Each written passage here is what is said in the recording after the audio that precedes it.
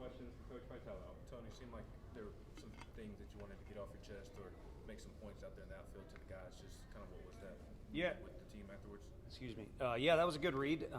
We were just kind of going over the series as a whole. And, Monday typically needs to be an off day, and there's always things you'd like to address, and sometimes they get left out. So rather than just send a group text or something like that, it's about as gorgeous of a day as you're going to get.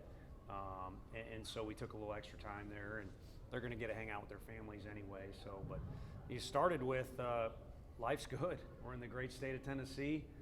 The cream uniforms are hard to not like, and the weather was really good, and it's great competition. And we also mentioned the resiliency they had to come back. I think in 2 of the 3 games, maybe even 3. I mean, Friday it felt like a comeback, no matter who was hitting, because those 2 guys were throwing so well. So the resiliency piece was really good. But there's plenty of stuff we can execute better. So just bringing it up, and part of bringing it up is I think we got really high standards. I feel, at least when we started, but they've kind of call it the bar being raised or whatever. So we want to hold those guys accountable to that. And also today in particular, but again, we talked about the whole weekend, had a few examples that you got to point out. I mean, the wind was an issue. Guys could have known that better. We got a couple guys out of position, and we could have helped our pitchers on a couple of occasions, and everybody that's watching knows that's our strength. It's always going to be, but with this staff in particular, if our guys communicate and they're in a position, the position they need to be on defense, and they know the wind, and they just play as well as they're capable defensively, not Superman, the pitching staff's even better. What went behind the decision to have Maui lead off today, and just thoughts on how he did? Yeah, I mean, part of it is with all that goofy stuff is have him catch up on at-bats. Last night he gets shorted. He had 1 less than Jared did. But then also just give an opportunity for the coaching staff to look at that lineup the way we had it today. Last year, Trey Lipscomb was arguably our best hitter or most productive, and he was in that spot. Jared was in today, and Jared obviously was pretty productive today. So it all worked out the way you want. The first 2 guys, Maui and Simo, the 2 middle of the infield athletic guys we got, get on base, and then we don't get anything out of the first inning, but that's baseball. And Gonzaga's a team that probably their strength is more their lineup. It's pretty dang good, but the stuff they have on the mound is good. So at times they got out of situations like that first inning one. But anyway, that lineup's got a chance to be our best lineup that was out there today. And of course, Cal and Chuck, you can juggle one way or the other, but offensively that might end up being the best one we got. Tony, I guess to Beam's credit, y'all haven't had a lot of classic Sunday slugfests, the past couple of years, I guess. And it was like to kind of get in one of those because, obviously they happen on Sunday sometimes. Yeah, no, it was good for him to experience it. We talked yesterday about if you're going to be a winning team, you got to find a way to win different games. And we won a sloppy game today, or call it back and forth if you want. And Drew's right in the middle of it, so it helps him as well. But he's got. Let's talk about high standards. He's got higher standards than anybody. He's also maybe got the best makeup as far as presence goes on the team. And today he was frustrated, and whether it be the wind, is helping some balls out, or we don't play defense as well as we're capable behind him, or just they were taking good swings against him, which he's, more times than not they don't do that. I don't know, but the guy's not going to be flawless. So I'm all for some of these guys. Combs getting first earned run or whatever. Some of these guys getting that stuff out of the way now. It'll make them better later. I know it's a 1-game sample size, but do you think it may be more advantageous for you all to have Dickey in a spot where he can drive in runs, and then also what do you think of Booker and Dreiling in the outfield today?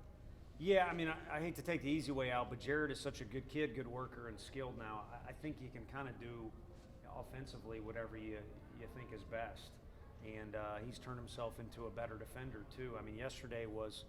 You rewatch that game, I don't know why he laid down like he got shot down there on the foul.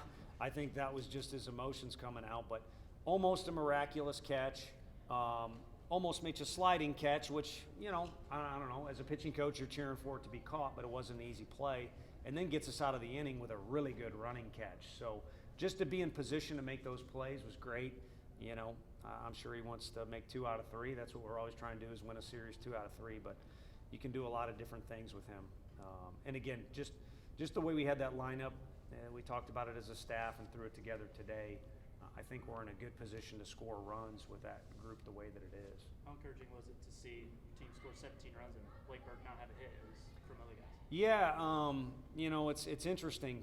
You want that lineup that we've kind of been lucky the last 2 or 3 years where, maybe Liam and Fergie don't really do much offensively, but Pav and somebody, Russell, do something, and then it flips, either the next day or in the series, and, kind of the deal. We don't know who can get you, but all of us can get you at one point or another, and this team hasn't earned the right to say that yet, or the old, hey, flip the lineup. Chuck could be 9 or 1. He gets on base all the time, and then everybody else could do that. This team hasn't earned that yet, but a day like today could help with that conversation. And really, that's what you want, is 1 through 9, the ability to manufacture stuff, and then also any day have 2 or 3 guys that are kind of the guys that have to come talk to you all. Dryling and Booker, just kind of what went into Dryling starting out there, and what have you thought about Booker these last couple of games? Yeah, it's been delayed. I mean, Dylan is really, really talented in a lot of ways, in particular with the bat. And you go into Sunday's game in Arizona, 0-2, and you just go with experience. But the plan all along was to start him one game out there in the outfield, and we never did it. So he got some at-bats. But it's been delayed, and he deserves even more than he's getting right now, and that's to come. However, where we go with all 3 of those guys, I mean, Griffin Merritt's still learning right field at our park, and it's not like he doesn't know how to do it, but just, be able to teach a master class on it like the old man. He's not my old man. I think somebody said that on Twitter. He's most comfortable with left field, so who knows? He could end up there or sticking right. We'll move guys around, but it'd be nice to know we got a 9-person lineup that is kind of what we feel is our best, and then there's some guys that can come off the bench like Chambers and Ensley did today and get on base. Couple more guys. Christian Scott came off the bench too today. Coach got a good hit for you. What did you see from Christian besides his defensive play? Yeah, good segue right there. Another guy came off the bench and got on base. What I've seen, and I'm only going my conspiracy theories, which I have too many of them, is a guy who has poured his heart and soul into this program and been a major contributor for 4 years. But now it's his time to shine, and I'm going to take over the world. That's a dangerous thing.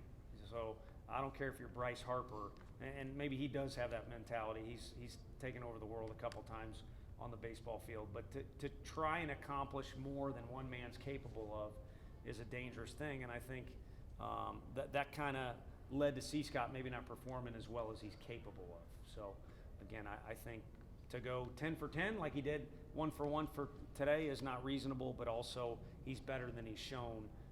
Just needs to settle in a little bit.